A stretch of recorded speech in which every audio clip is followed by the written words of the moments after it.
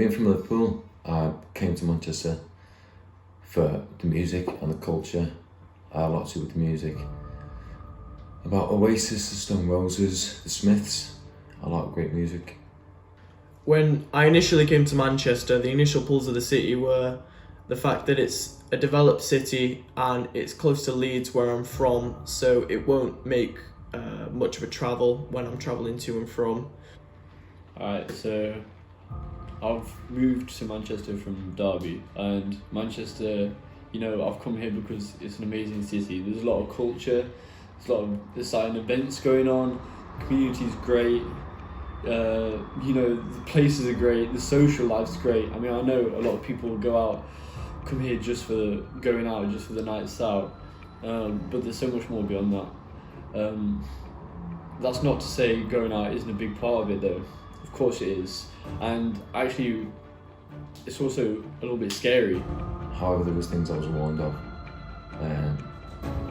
To stay away from Wellington Road with the supposed Stockport hitchhiker. I was warned of a few myths and legends. One in particular caught my eye, which was the legend of the Black Shuck. What made it even worse was stories about the canal pusher. A guy going around at night pushing people in. A ghostly woman offering thumbs for lifts. It means devil or the fiend. And the things that you hear about as well, like people calling their parents before they die. A black wolf.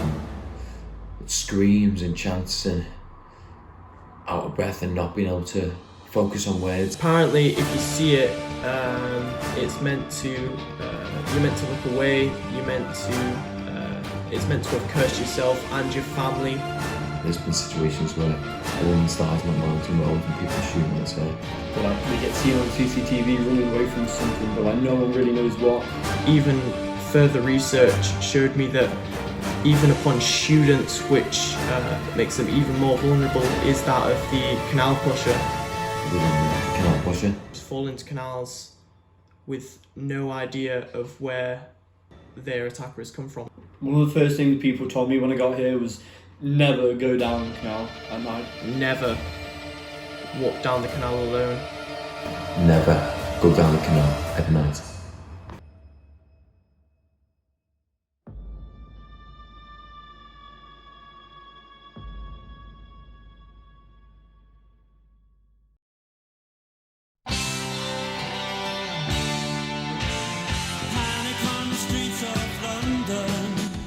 Manchester, once a textile powerhouse, turned into a cultural staple of not only the north, but all of England. Mainly known for its music and nightlife, Manchester has produced many successes, such as Oasis, the Stone Roses, and of course the Smiths, with artists such as H, Everything Everything, and Bugsy Malone being more modern examples. With Manchester becoming one of the most popular student cities, its nightlife has only seen a benefit. Although not everything in Manchester is sunshine and daisies.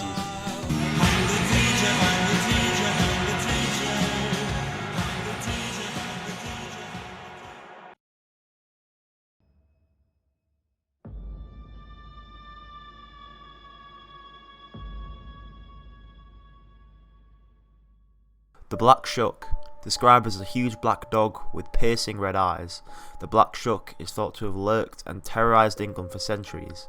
Seen as an omen of death, sightings of the Black Shuck date all the way back to 1577, with an incident at Holy Trinity Church in Suffolk. On the 4th of August 1577, the townspeople of Blythburgh were attending a church service when a horrifying hound burst through the doors to a clap of thunder. It barreled down the middle of the church past a crowd of terrified onlookers to slaughter a man and a boy, causing the church's steeple to collapse through the roof. The townspeople would later discover that a similar killing had happened on the same day at St Mary's Church in the nearby town of Bungay. While the story could just be topped up to mean as folklore, its truth is supported by the fact that when the Black Shuck left the church, it left scorch marks on the door, which can be seen to this day. Another slightly more modern sighting dates back to the 1930s in Essex.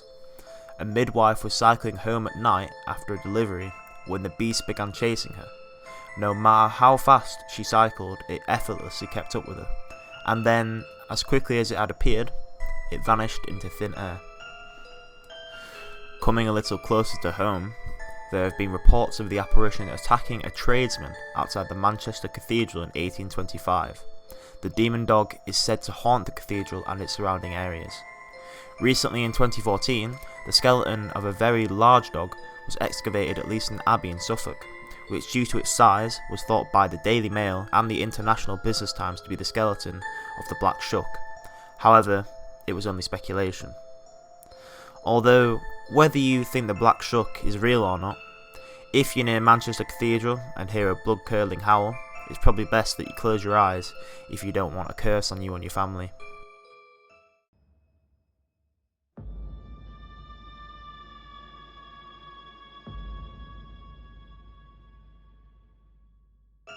A biker was driving along Wellington Road at night when he noticed a woman attempting to thumb down the lift. He stopped to ask her where she was going, and she replied Hazel Grove. The biker agreed to help her and took her there. However, when he would arrive, he would discover that the woman had vanished into thin air. The biker then knocked on the door of the address that the woman had given him to find out that the couple who lived there had a daughter who had died in a crash on Wellington Road a few years earlier. This is perhaps the most famous account of an encounter with the ghoulish Stockport phantom hitchhiker, said to haunt Wellington Road near Mersey Square in Stockport. The ghostly woman was described as slim, with dark, straight, shoulder-length hair, wearing a short jacket and trousers, and holding a helmet by Harold Smith, who claims to have had an encounter with the phenomenon in the early 90s.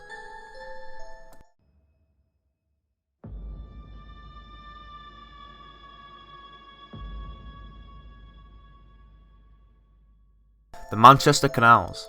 Spanning the entire city with barely any lighting and CCTV, it's a wonder that anyone would want to go down there at night.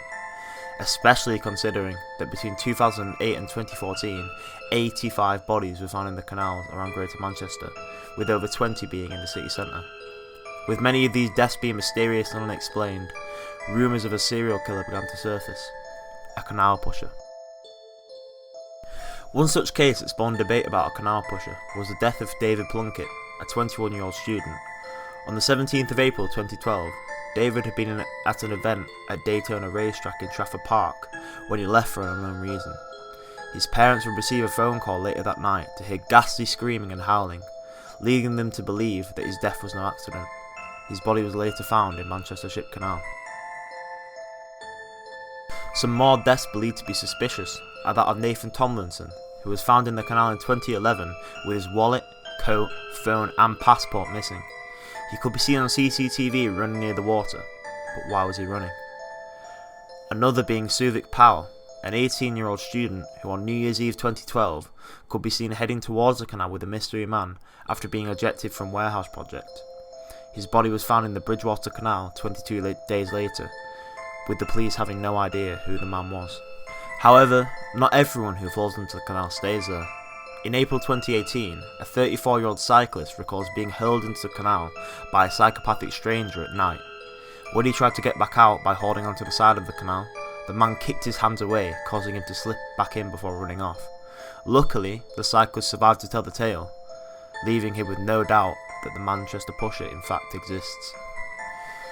Whether or not you buy into the idea of a serial killer stalking Manchester's canals, take everyone's advice. Don't walk down the canal at night.